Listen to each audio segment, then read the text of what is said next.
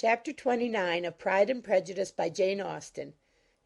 Pride and Prejudice by Jane Austen, Chapter 29. Mr. Collins's triumph, in consequence of this invitation, was complete.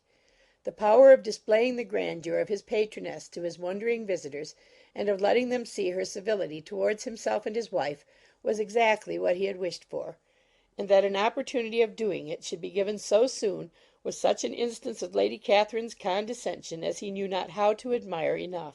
"I confess," said he, "that I should not have been at all surprised by her ladyship's asking us on a Sunday to drink tea and spend the evening at Rosings.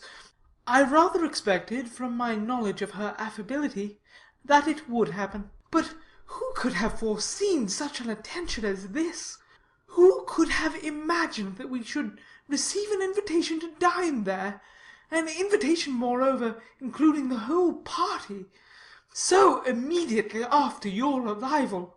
"I am the less surprised at what has happened," replied Sir William, "from that knowledge of what the manners of the really great are, which my situation in life has allowed me to acquire. About the court, such instances of elegant breeding are not uncommon." Scarcely anything was talked of the whole day or next morning but their visit to Rosings. Mr. Collins was carefully instructing them in what they were to expect, that the sight of such rooms, so many servants, and so splendid a dinner might not wholly overpower them. When the ladies were separating for the toilette, he said to Elizabeth, "Do not make yourself uneasy, my dear cousin, about your apparel. Lady Catherine is far from requiring that elegance of dress in us which becomes herself and her daughter. I would advise you merely to put on whatever of your clothes is superior to the rest. There is no occasion for anything more. Lady Catherine will not think the worse of you for being simply dressed. She likes to have the distinction of rank preserved." While they were dressing, he came 2 or 3 times to their different doors to recommend their being quick, as Lady Catherine very much objected to be kept waiting for her dinner. Such formidable accounts of her ladyship and her manner of living quite frightened Maria Lucas, who had been little used to company, and she looked forward to her introduction at Rosings with as much apprehension as her father had done to his presentation at St. James's. As the weather was fine, they had a pleasant walk of about half a mile across the park. Every park has its beauty and its prospects, and Elizabeth saw much to be pleased with, though she could not be in such raptures as Mr. Collins expected the scene to inspire, and was but slightly affected by his enumeration of the windows in front of the house, and his relation of what the glazing altogether had originally cost Sir Louis de Bourgh. When they ascended the steps to the hall, Maria's alarm was every moment increasing, and even Sir William did not look perfectly calm. Elizabeth's courage did not fail her. She had heard nothing of Lady Catherine that spoke her awful from any extraordinary talents or miraculous virtue, and the mere stateliness of money or rank she thought she could witness without trepidation. From the entrance hall, of which Mr. Collins pointed out, with a rapturous air, the fine proportion and the finished ornaments, they followed the servants through an antechamber to the room where Lady Catherine, her daughter, and Mrs. Jenkinson were sitting. Her ladyship, with great condescension, arose to receive them, and as Mrs. Collins had settled it with her husband that the office of introduction should be hers, it was performed in a proper manner, without any of those apologies and thanks which he would have thought necessary. In spite of having been at St. James's, Sir William was so completely awed by the grandeur surrounding him that he had but just courage enough to make a very low bow and take his seat without saying a word; and his daughter, frightened almost out of her senses, sat on the edge of her chair, not knowing which way to look. Elizabeth found herself quite equal to the scene, and could observe the 3 ladies before her composedly. Lady Catherine was a tall, large woman with strongly marked features, which might once have been handsome. Her air was not conciliating, nor was her manner of receiving them such as to make her visitors forget their inferior rank. She was not rendered formidable by silence, but whatever she said was spoken in so authoritative a tone as marked her self-importance, and brought Mr. Wickham immediately to Elizabeth's mind, and from the observation of the day altogether she believed Lady Catherine to be exactly what he represented. When, after examining the mother, in whose countenance and deportment she soon found some resemblance of Mr. Darcy, she turned her eyes on the daughter, she could almost have joined in Maria's astonishment at her being so thin and so small. There was neither in figure nor face any likeness between the ladies. Miss de Bourgh was pale and sickly. Her features, though not plain, were insignificant, and she spoke very little, except in a low voice to Mrs. Jenkinson, in whose appearance there was nothing remarkable, and who was entirely engaged in listening to what she said, and placing a screen in the proper direction before her eyes. After sitting a few minutes, they were all sent to one of the windows to admire the view, Mr. Collins attending them to point out its beauties, and Lady Catherine kindly informing them that it was much better worth looking at in the summer. The dinner was exceedingly handsome, and there were all the servants and all the articles of plate which Mr. Collins had promised; and, as he had likewise foretold, he took his seat at the bottom of the table by her ladyship's desire, and looked as if he felt that life could furnish nothing greater.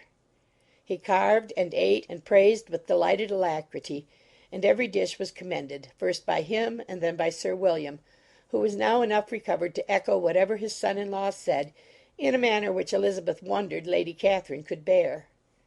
But Lady Catherine seemed gratified by their excessive admiration, and gave most gracious smiles, especially when any dish on the table proved a novelty to them.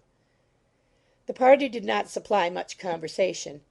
Elizabeth was ready to speak whenever there was an opening, but she was seated between Charlotte and Miss de Bourgh, the former of whom was engaged in listening to Lady Catherine, and the latter said not a word to her all dinner-time. Mrs. Jenkinson was chiefly employed in watching how little Miss de Bourgh ate, pressing her to try some other dish, and fearing she was indisposed. Maria thought speaking out of the question, and the gentlemen did nothing but eat and admire.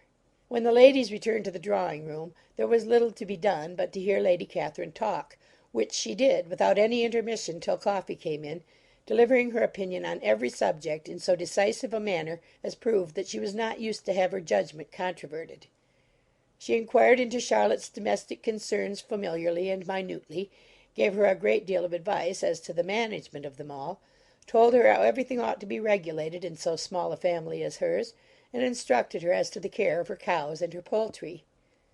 Elizabeth found that nothing was beneath this great lady's attention which could furnish her with an occasion of dictating to others.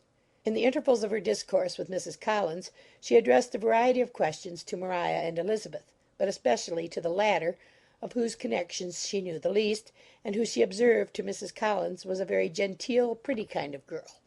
She asked her at different times how many sisters she had, whether they were older or younger than herself, whether any of them were likely to be married, whether they were handsome, where they had been educated, what carriage her father kept, and what had been her mother's maiden name.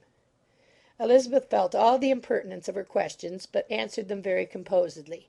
Lady Catherine then observed, "Your father's estate is entailed on Mr. Collins, I think, for your sake," turning to Charlotte. "I am glad of it, but otherwise I see no occasion for entailing estates from the female line. It was not thought necessary in Sir Lewis de Bourgh's family. Do you play and sing, Miss Bennet?" "A little."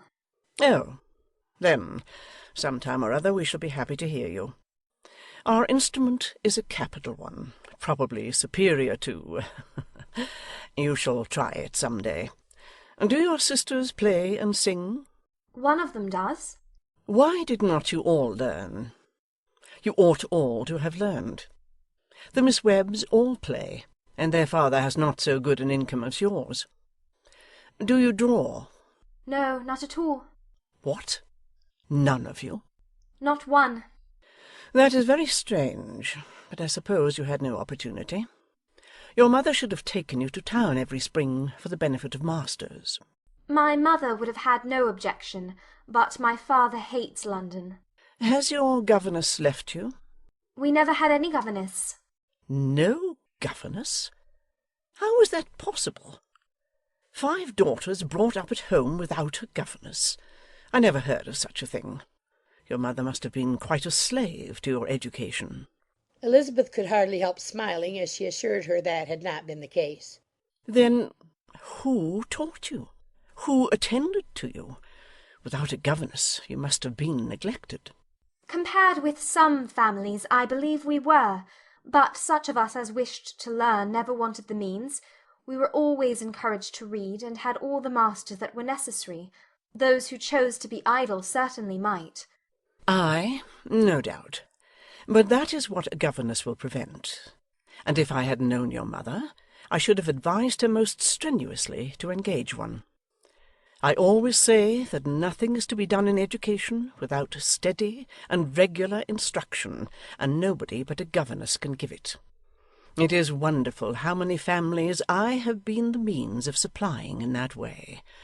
I am always glad to get a young person well placed out.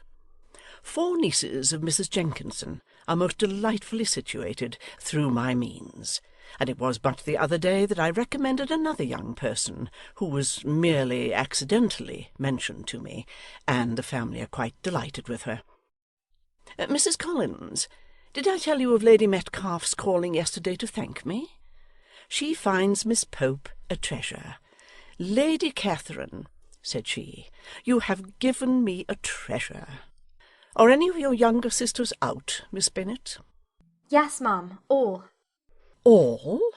What? All 5 out at once? Very odd. And you only the second. The younger one's out before the elder ones are married. Your younger sisters must be very young. Yes, my youngest is not 16. Perhaps she is full young to be much in company. But really, ma'am, I think it would be very hard upon younger sisters that they should not have their share of society and amusement, because the elder may not have the means or inclination to marry early.